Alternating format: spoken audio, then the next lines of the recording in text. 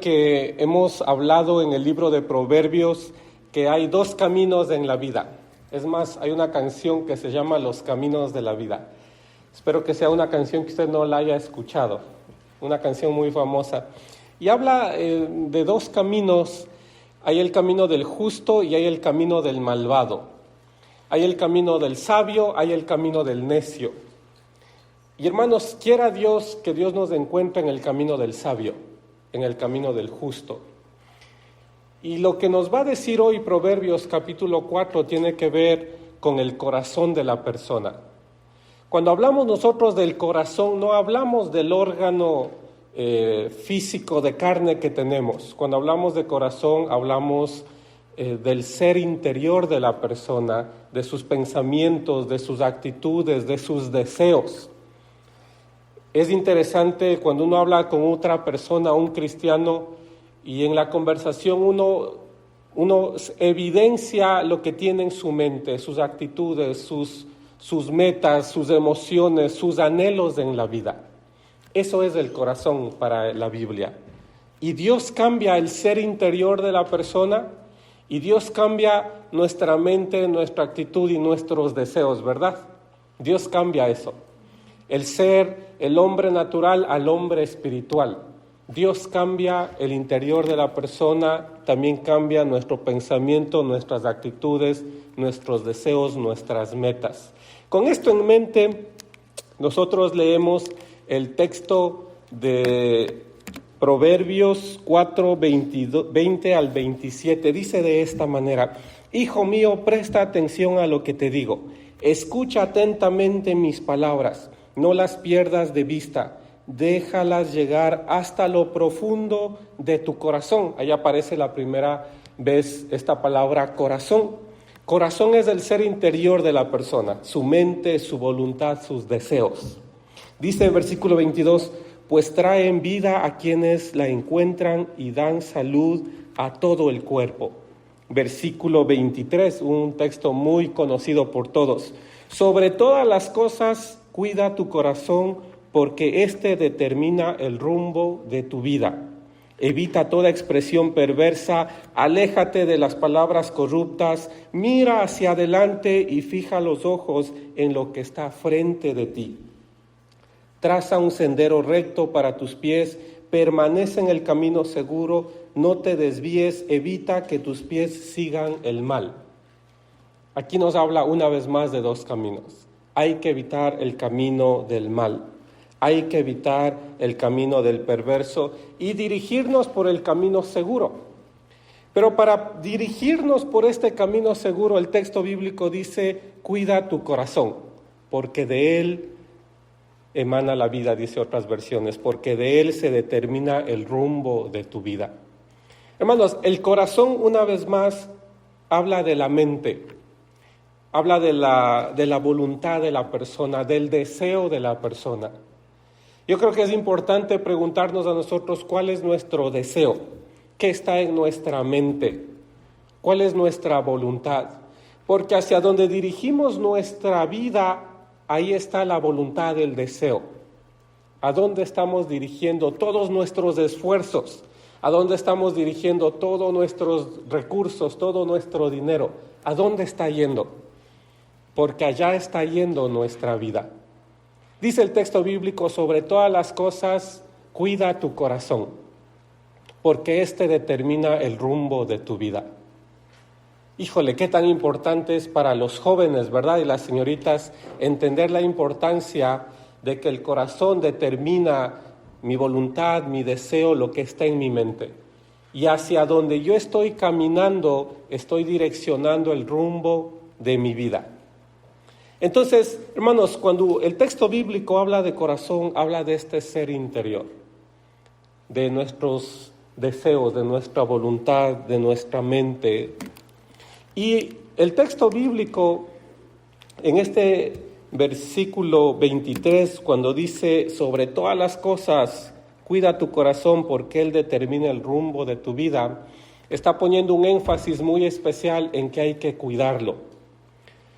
¿Hay cosas importantes en la vida? Claro que sí, pero el texto bíblico dice, sobre todas esas cosas es importante cuidar el corazón. Bueno, claro que es importante el trabajo, los estudios, el negocio, todo eso es importante. Sin embargo, el texto bíblico dice, sobre todas esas cosas hay algo más importante, es cuidar tu corazón, porque Él determina tu vida. Dice Ezequiel 36:26, les daré un corazón nuevo y pondré un espíritu nuevo dentro de ustedes. Les quitaré ese terco corazón de piedra y les daré un corazón tierno y receptivo. Ahí una vez más aparece la palabra corazón. Y dice que el Señor a nosotros nos dará un corazón nuevo. Es decir, nos dará un nuevo pensamiento, un nuevo ser interior, una nueva mente, una nueva voluntad, un nuevo deseo. Cuando uno piensa en el ser, el apóstol Pablo habla de esta manera. El ser natural, el ser carnal y el ser espiritual. Cuando uno piensa en el ser carnal, ¿verdad? Dejarse llevar por la carne. ¿Qué metas tiene? ¿Qué deseos tiene? ¿Qué actitud tiene? ¿Cuál es su voluntad? Y cuando uno habla del ser espiritual, el cristiano debe ser el ser espiritual, ¿cierto? El Espíritu Santo vive en nosotros. Y cuando uno habla de ese ser espiritual, uno tiene que pensar qué tiene en su mente, cuál es su deseo, cuál es su voluntad, cuál es su actitud ante la vida. Aquí el texto bíblico nos está diciendo que el Señor a nosotros nos dará un corazón nuevo y pondrá un espíritu nuevo dentro de nosotros. Este corazón nuevo, este espíritu nuevo habla de que el cristiano tendrá una actitud diferente, un pensamiento diferente, un deseo diferente a la persona que no tiene a Cristo. Hermanos, debemos ser diferentes. Eso es requisito en la fe, hay que ser diferentes. Porque Dios pondrá un corazón nuevo en nosotros y un espíritu nuevo. Es decir, hay una diferencia entre el ser espiritual y el ser no espiritual. Hay una diferencia, tiene que haber una diferencia. Y dice que les quitaré ese terco corazón de piedra. ¿A quién se está refiriendo? ¿Verdad? A las personas que no anhelan de Dios, que no aman a Dios, que no buscan de Dios. Que para ellos Dios es una locura. Pero dice, a ustedes les quitaré ese terco corazón de piedra y les daré un corazón tierno y receptivo. Hermanos, cuando uno piensa que el corazón es ese deseo, esa actitud, esa motivación en la vida, ese ser interior de la persona, esa voluntad, aquí dice el texto bíblico, les quitaré ese terco corazón de piedra. Está diciendo, yo les quitaré esa voluntad, ese deseo que ustedes tienen que no es bueno. Dice que Él nos quitará esas cosas de la vida, de la mente, de nuestros deseos. Más bien, Él nos dará un corazón, un nuevo deseo, una nueva mente, una nueva voluntad que va a ser tierno y receptivo. ¿Ustedes se acuerdan el texto del faraón cuando estaban saliendo los israelitas y dice que Dios endureció el corazón del faraón? Esa palabra endureció es que el faraón no podía ser receptivo a Dios, no podía ver a Dios, no podía escuchar a Dios. Un corazón de piedra. Un corazón que no se compadece, un corazón que no escucha. Una persona, diría el texto bíblico, necia, que no está abierto a la voluntad de Dios. Entonces, hermanos, sobre todas las cosas que nosotros tenemos, todos tenemos prioridades en la vida, pero sobre todo eso hay que cuidar el corazón, porque Él determina el rumbo de nuestra vida. Una vez más, ¿qué es el corazón? Es el pensamiento, es la voluntad, es la actitud, son los deseos. ¿Qué yo deseo? ¿Qué pienso? ¿Qué actitud tengo yo ante la vida? ¿Dios ha hecho algún cambio en mi vida? ¿O sigo siendo la misma persona que era antes de conocer a Dios? ¿Sigo siendo la misma persona que era antes de llegar a la iglesia? Debe haber un cambio. Porque el texto bíblico dice, les quitaré yo ese corazón de piedra y les pondré un corazón nuevo y un espíritu nuevo. ¿Me captan la idea, verdad? ¿Sí me siguen? Con esto en mente, hermanos, yo quiero que podamos, aquí está, entender la importancia de este nuevo corazón. El corazón es el depósito y el cambio debe comenzar ahí, en el corazón. Si el depósito está contaminado, no sirve de nada reparar las tuberías y las válvulas y todo eso que hay que reparar. ¿Verdad? El lugar donde hay que empezar es en el corazón. Y aquí el ejemplo es que el corazón es el depósito, donde todo se guarda. Y el cambio debe empezar ahí en el corazón. Porque si el depósito está dañado, está contaminado, de nada sirve reparar todo el resto. Hay que empezar en el cambio del corazón. Hay que pedir a Dios un corazón nuevo, un corazón frágil. Es decir, que cambie nuestra mente, que cambie nuestra actitud, que cambie nuestros deseos. Hay que pedir a Dios eso. Y Dios va a responder. La Biblia a nosotros siempre nos advierte que evitemos un corazón doble. Dice Salmos 12:2, los vecinos se mienten unos a otros, se halagan con la lengua y se engañan con el corazón. Dice Salmos 12:2. Hay que evitar un corazón doble.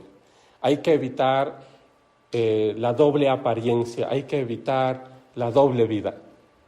Siempre la Biblia nos está hablando de esto. La Biblia también nos habla de hay que evitar un corazón duro. Dice Proverbios 28:14, bienaventurado el hombre que siempre teme a Dios, mas el que endurece su corazón caerá en él el mal. Hay que evitar el corazón duro. Ese corazón que no se compadece, ese corazón que no escucha, ese corazón que no cambia. Hay que evitar ese corazón. Dice también la Biblia que evitemos un corazón orgulloso. Proverbios 21:4 dice, altivez de ojos y orgullo de corazón y pensamientos impíos son pecado. Hay que evitar ese corazón orgulloso. Ese corazón que mira con arrogancia al resto, al prójimo. Ese corazón que no quiere cambiar esos deseos, que sigue teniendo un corazón duro. Dice el texto bíblico que leímos, ¿verdad? El Señor pondrá en nosotros un nuevo corazón y un nuevo espíritu. ¿A qué se está refiriendo? A que habrá un cambio de vida. Tiene que haber un cambio de vida. Si uno viene a la iglesia, pero su vida no ha cambiado, algo está mal ahí. Tiene que haber un cambio de vida. El corazón debe ser un corazón nuevo. Dice también que la Biblia siempre nos advierte a que evitemos un corazón incrédulo. Hebreos 3:12 dice, mirad, hermanos, que no haya en ninguno de vosotros corazón malo de incredulidad para apartarse del Dios vivo. Una vez más, ahí habla del corazón. Para la Biblia el corazón es muy importante.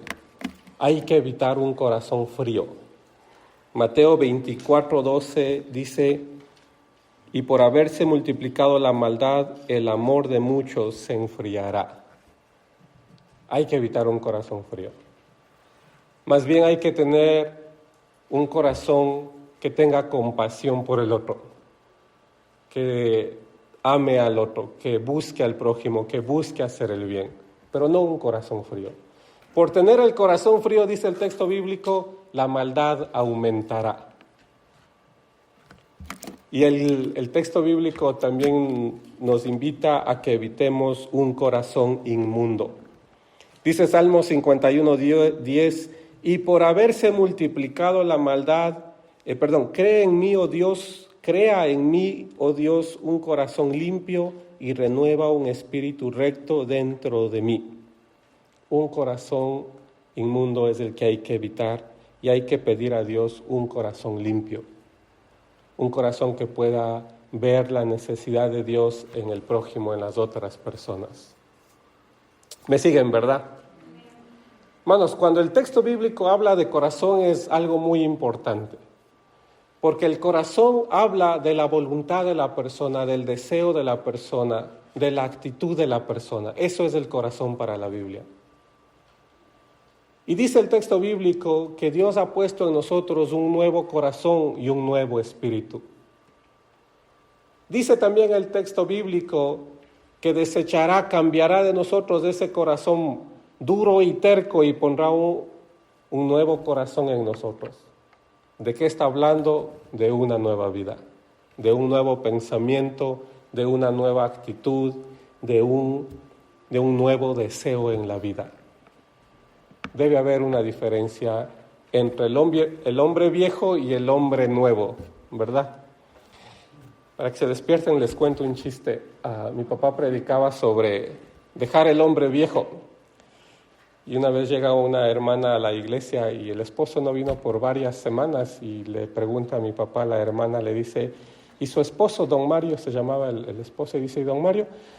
No, dice, ya no viene, pues usted me dijo que dejara al hombre viejo. Cosas de la vida real, hermanos y hermanas. Hermanos, cuando el texto bíblico habla de dejar al hombre viejo y tomar al hombre nuevo, ¿verdad? Es decir, Dios hace nuevas todas las cosas. Hay que pedir a Dios ese corazón nuevo y dejar ese corazón duro atrás, ¿verdad? Amén. Hermanos, yo con esto quiero compartir algo que para mí también es muy importante. Que cuando uno habla de corazón, uno habla de las emociones, ¿verdad? Uno habla de los sentimientos, de todas estas cosas. Y yo creo que se ha confundido la voluntad de Dios con lo que el corazón desea. Se ha confundido.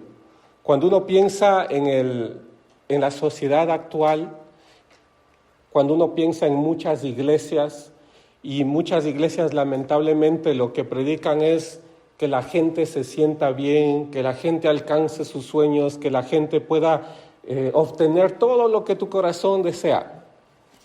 Y yo creo que es con muy buena intención, y a veces cuando la gente cumple años y por las felicitaciones uno dice, ¿verdad?, que Dios cumpla los deseos de tu corazón. Y lo dicen con muy buena intención. Pero el problema es que nosotros hemos confundido la voluntad de Dios con lo que el corazón desea. Esa es una realidad. Y hermanos, yo quiero hablarles rápidamente de lo que yo llamo los tres cristianismos no completos y por lo tanto falsos, una vez más pensando en el corazón. Sabemos lo que es el corazón para la Biblia, ¿verdad? Sabemos eso.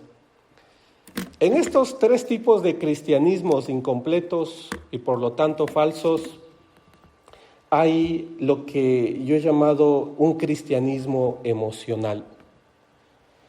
Este cristianismo emocional uno lo evidencia con tantos libros y tantas predicaciones que hay ahora de la autoayuda. Lo único que se predica, de lo único que se habla es de que la persona esté bien, se sienta bien, se vea bien, que logre sus sueños, que logre sus metas. Hablan de un bienestar psicológico.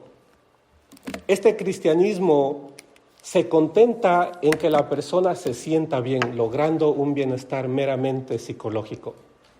Y hermanos, no es malo que la persona se sienta bien, que se vea bien, que psicológicamente esté bien. No es malo eso, ¿verdad? Pero decir que eso es la iglesia, decir que eso es la vida cristiana, decir que eso es el evangelio, no es verdad. No es el mensaje completo. Por lo tanto, es un mensaje falso. Hay otro tipo de cristianismo que hoy se predica y se ve también mucho, es un cristianismo ético. Es el que se contenta con el compromiso social y quieren o se piensa que a través de las buenas obras uno es salvo.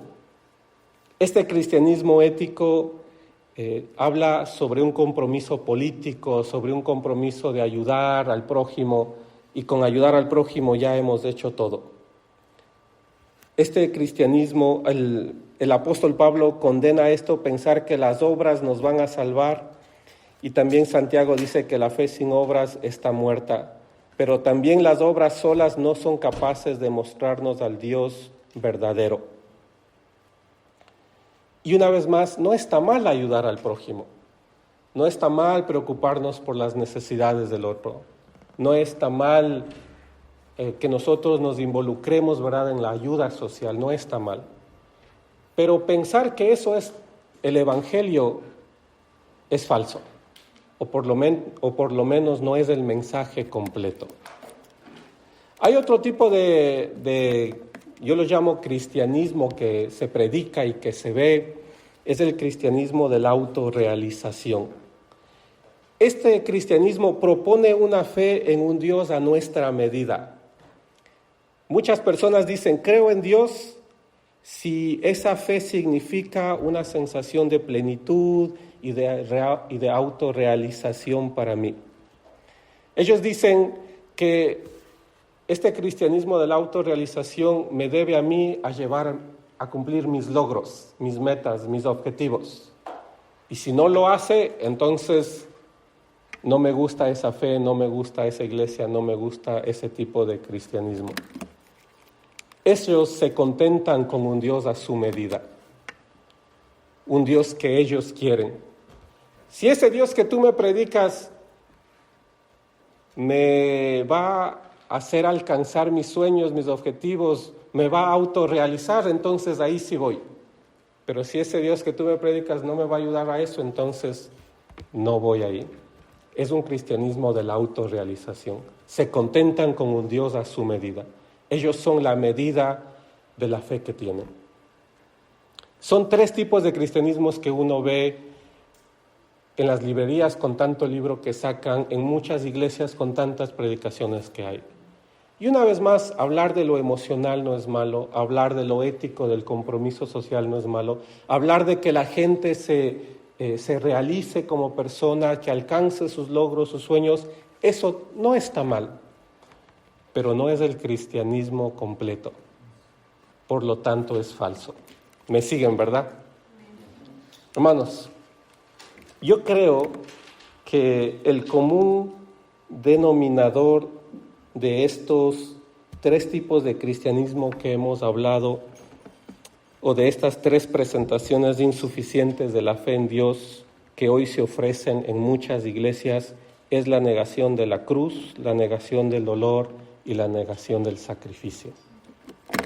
Hermanos, dice Lucas 9:23, Jesús les dijo a todos, si alguno de ustedes quiere ser mi discípulo, tiene que abandonar su propia manera de vivir, tomar su cruz cada día y seguirme. Hermanos, es necesario pensar que Jesús nos llamó a tomar nuestra cruz.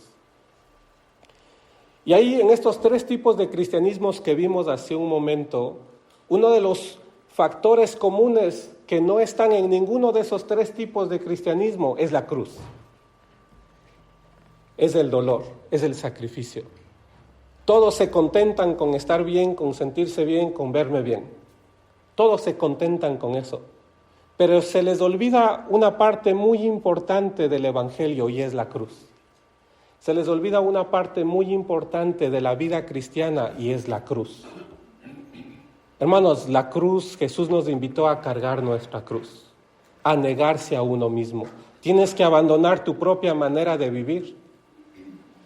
Y cuando uno le dice esto a una persona que quiere alcanzar sus sueños, sus metas, sus objetivos, y todo es pensando en yo, lo que yo quiero, y uno le dice, pero tienes que abandonar tu propia manera de vivir, y ahí ya no quieren seguir a Dios. Pero Jesús dijo, ustedes tienen que abandonar su propia manera de vivir, tomar su cruz y seguirme.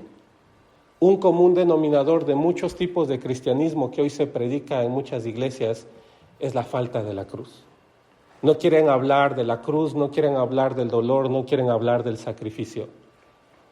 Pero cuando Jesús nos invitó a nosotros a cargar nuestra cruz, habló de dolor, habló de sacrificio. Eso simboliza la cruz. Entonces, una vez más, no está mal hablar de sentirse bien, de lo emocional, de lo ético, de autorrealizarse, no está mal eso, pero no es el Evangelio completo. Ahí le falta este detalle muy importante que es la cruz, que es el dolor. Hay que aprender a tomar nuestra cruz, hay que aprender a abandonar esa manera de vivir del yo y solamente yo, y hay que empezar a pensar en lo que Dios quiere, para mí, en lo que Dios anhela para mí, cuál es la voluntad de Dios para mi vida. Y yo creo que eso es muy difícil de hablarlo en este tiempo, porque hay algo que dicen los estudiosos, es que en este tiempo la gente le gusta vivir en la ética del hedonismo. Eso significa en la ética del placer. Si esto me da placer, entonces esto funciona, esto me gusta y por ahí voy. Pero si esto no me da placer, no me hace feliz, entonces yo lo evito. Estamos nosotros en esa época, dicen muchos, viviendo de esa manera socialmente en esta ética del hedonismo, es decir, buscando lo que me da placer, lo que me hace sentir bien, lo que me hace ver bien y todo eso. Sin embargo, no se habla de la cruz, no se habla del dolor, no se habla del sacrificio. Nosotros hablábamos con los jóvenes del día sábado. Yo le invité a un amigo para que diera su testimonio, que hace muchas misiones. Y él, entre muchas cosas, él dijo que Dios le sacó de su casa, lo sacó de su comodidad y lo llevó a un lugar en la frontera en México, dijo, donde había mucha necesidad, mucha pobreza, mucho dolor. Y ahí, dijo, él apenas compartió un par de cosas con niños, y esos niños tan contentos que cogieron esos regalos de este hermano y lo compartieron con otros niños. Y él, dijo, él sintió más gozo viendo todo aquello que él podía hacer a través de su trabajo. Pero hay un sacrificio. Hay que incomodarse a veces, hay que salir de esa zona de confort e ir a este otro lugar donde Dios nos está llamando, donde tal vez no está bonito, donde tal vez no hay comodidades, donde tal vez nos exige a nosotros un trabajo extra, donde nos exige a nosotros un sacrificio extra. Pero ahí está, hermanos, esa es la cruz. Desacomodarnos de vez en cuando, ¿verdad? Amén. Es necesario hablar de la cruz, es necesario hablar del sacrificio, es necesario hablar del dolor. Lamentablemente muchas de estas iglesias que hablan de estos tres cristianismos, ¿verdad?, de la autorrealización, de lo ético, de lo emocional, están llenas muchas veces. Porque se habla de que tú puedes, de que tú lo vas a lograr, de que Dios te va a dar, de que todo es tú y tú y tú y todo lo que tú puedes hacer y todo lo que tú vas a ganar. Pero no se habla de la cruz, del dolor, del sacrificio. Jesús dijo, si ustedes quieren ser mis discípulos, si ustedes quieren seguirme, ustedes van a abandonar esa manera de vivir y van a tomar su cruz y van a seguirme. Hermanos, eso es importante también de hablar en las iglesias, de la cruz, muy importante. Hermanos, creer en Dios hoy debería seguir siendo un camino estrecho. El Evangelio sigue siendo un camino estrecho. Hay que tener cuidado con los caminos anchos.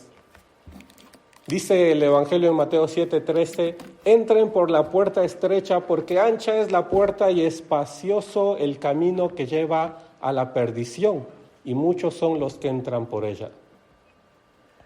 ¿Cuál es el camino ancho? Donde hay muchos, dice, van por ese camino ancho. Esos tres tipos de cristianismos de los que hemos hablado, yo lo identifico como el camino ancho. Es el yo, es el placer, y todos quieren entrar por esa puerta. Y se llena esas puertas. Y es un camino ancho, es una puerta grande, porque todos quieren ir por esa puerta. Pero ¿cuál es el camino angosto? ¿Cuál es la puerta angosta? Es el Evangelio. Cuando se habla de la cruz, cuando se habla del sacrificio, cuando se habla del dolor, ahí viene la puerta angosta. Y creer en Dios hoy en día debería seguir siendo un camino estrecho. Hermanos, el Evangelio siempre va a ser un camino estrecho. Siempre. Porque hablar de la cruz, hablar del sacrificio, hablar del incomodarse, hablar de servicio, ¿verdad? Eso siempre va a ser un camino estrecho. Y hay que distinguirlo en estos tiempos también, como desde el inicio se ha distinguido entre el camino ancho y el camino angosto. Anchos son, decía un amigo mío, anchos son los caminos que llevan a la perdición, que se llenan los bolsillos, que buscan los placeres, que buscan esa vida fácil. Amplios son esos caminos.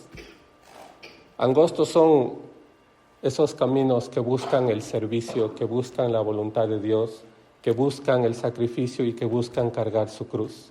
Angostos son esos caminos. Son muy angostos y pocos entran por ese camino. No entran muchos.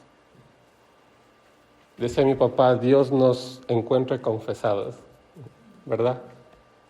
Que no nos encuentre en el camino ancho, que nos encuentre en ese camino angosto. Hermanos, el componente de la cruz y del dolor tenemos también que integrarlo a nuestras predicaciones. También debe ser parte del proceso de realización. Debe ser parte de las predicaciones. Debe ser parte de la vida. Como se habla de un cristianismo emocional, de que se sienta bien, de que piense bien, de que se vea bien, como se habla de un cristianismo ético, de que hay que ayudar, de que hay que comprometerse con la ayuda social, como se habla de un cristianismo de la autorrealización, que yo tengo que autorrealizarme, no está mal eso, pero le falta algo, el componente de la cruz. Tenemos que integrar el componente de la cruz a nuestros mensajes. Es importante no olvidarnos de ese componente de la cruz y de la para realizarlo. Una vez más dice Mateo 16:24, si ustedes quieren ser mis discípulos, tienen que olvidarse de hacer su propia voluntad. Tienen que estar dispuestos a cargar su cruz y hacer lo que yo les diga. Yo cada vez que leo este pasaje, yo no sé si ustedes recuerden el momento del ministerio de Jesús cuando un hombre rico fue a decirle, Señor, quiero ser tu discípulo. Y Jesús le dijo, vende todo lo que tienes y sígueme. ¿Alguien sabe cómo se llamaba esa persona? ¿Se vuelve a hablar de esa persona? No. Y ahí, hermanos, es donde se requiere hablar también del sacrificio. Ahí es donde se necesita hablar de la cruz, de tomar su cruz, de cargar su cruz. Y una vez más, no está mal hablar de esto, del estar bien, del sentirse bien. Yo mismo he hablado del vivir libre, ¿verdad? El vivir sin cargas, del estar bien. Pero siempre hay que incluir este componente de la cruz que es muy importante para la vida del cristiano. Es muy importante para la Biblia. Jesús mismo. Si uno lee lo que Jesús decía dentro de su ministerio, él siempre iba apuntando hacia su camino a la cruz. Siempre lo hacía. A sus discípulos los invitó a cargar su cruz.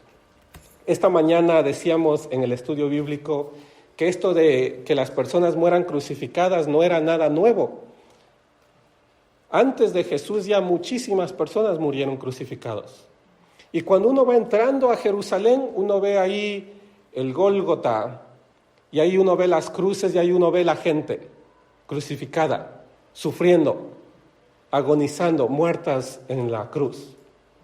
Todos los que estaban con Jesús vieron eso. Todos habían escuchado de la cruz, vieron a una persona morir en la cruz, y Jesús viene y les dice a sus discípulos, ahora ustedes tienen que cargar su cruz. Híjole, como que unos 2 o 3 se fueron ese momento, ¿verdad? Desaparecieron de ahí porque ya ellos sabían cómo era la cruz. Sabían el sacrificio que la cruz demandaba. Hermanos, siempre Jesús a sus discípulos los llamó a incomodarse. Cuando hablamos nosotros del corazón y hablamos de la voluntad, del deseo, hablamos de la actitud, y el texto bíblico dice que Dios a nosotros nos dará un nuevo corazón, es decir, un nuevo pensamiento, una nueva actitud, un nuevo deseo. Ese nuevo deseo se debe evidenciar en que seguimos a Jesús como discípulos, aún cargando la cruz, aún en el sacrificio, en el dolor, aún en el incomodarnos. Es muy importante incorporar a nuestros mensajes también este componente muy importante de la cruz. Hermanos, la fe en Dios que hoy se ofrece tiende a conducirnos por un camino ancho que debería de servirnos de advertencia para reconocer una fe falsa o por lo menos insuficiente. Mucho cuidado con los lugares, los mensajes que hoy se ofrecen, porque tienden a ofrecernos un camino ancho, un camino del tú, de que tú lo puedes, de que tú lo logras, de que tú lo alcanzas. Pero pocos hablan de lo que Jesús dijo a sus discípulos. Ustedes quieren ser mis discípulos, olvídense de hacer su voluntad. Olvídense de la manera que ustedes tienen de vivir. Carguen su cruz y síganme. ¿De qué estaba hablando? Del sacrificio, del dolor, de que en ocasiones va a haber que incomodarnos. Es importante hablar de servicio, y para servicio hay que incomodarse. Amén. Oramos.